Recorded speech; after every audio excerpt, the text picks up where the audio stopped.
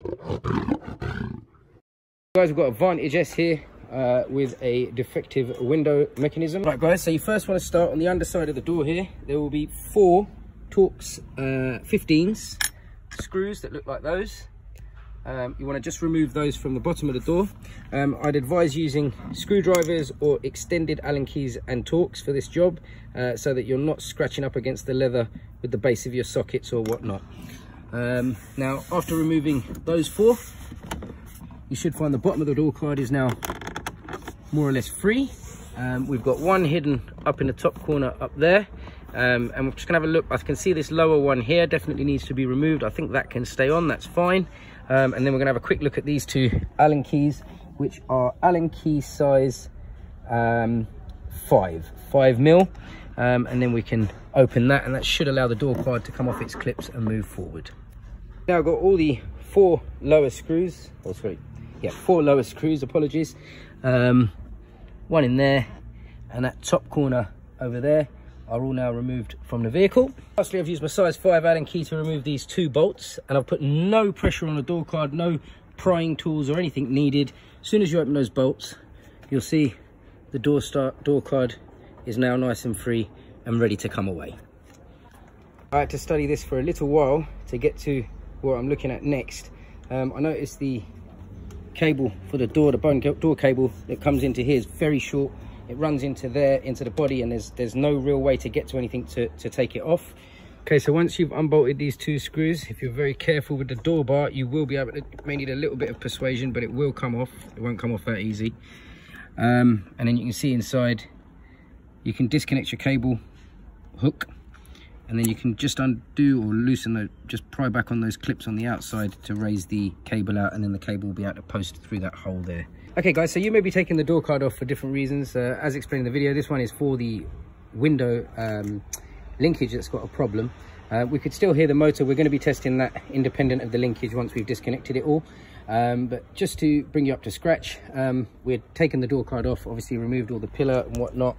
And now what we needed to do is to take the window glass out. So the glass has to be lowered so that the Torx screws that come through these 2 holes can be met.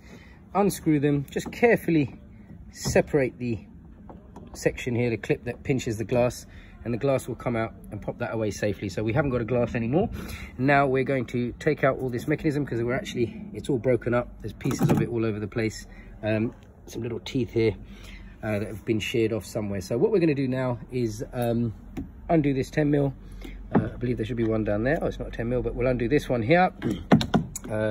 This one here, and there's one just at the bottom under there. That should drop all the framework for the motor and mechanism into the door, and we'll be able to recover it and pull it out. This bottom bolt here, or nut, I've decided to use my Allen key to draw the stud through this nut, because I've noticed the nut's got a mark on the top, and I've got a feeling that might actually be on the door, so I don't want to force that off. So I'm going to drive this out, and you can see it should come out the other side. You can see the other backing of that nut there. So I'm going to just drive that through, and that should do the job.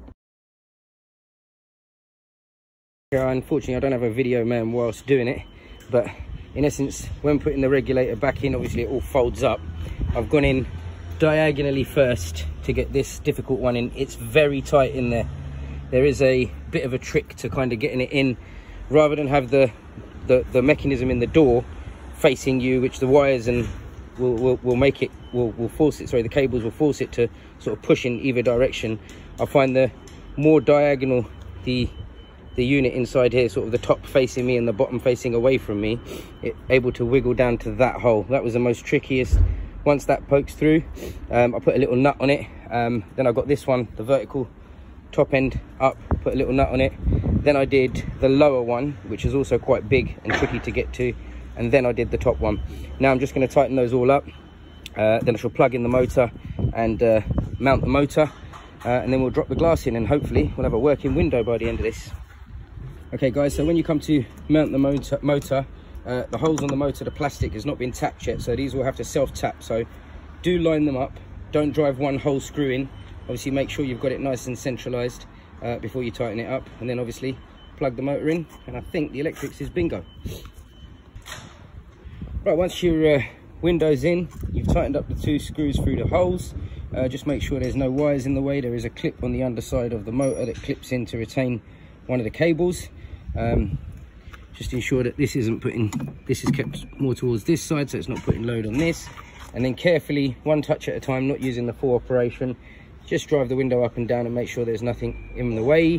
And once that's complete, put your 2 blanking plugs back in and refit your door card in reverse order.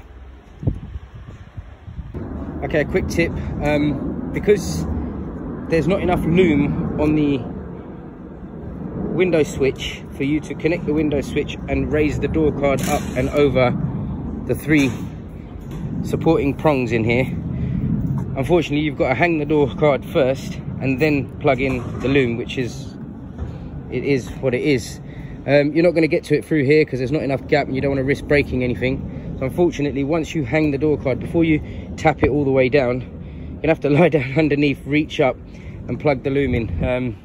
Obviously it's a very expensive car, you don't want to be damaging anything, so that is unfortunately the easiest way I found in. So by now you will have obviously fed the door cable through there. The Bowden cable is ready to go in, which will go into our door bar. We will have plugged in the window switch, a little electronic connector for the courtesy light, and we are ready to go. Just going to put the bar across, connect the door cable up, put the 2 Allen keys in there, the Torx bolts around the door, and wipe it all down. We should be good to go.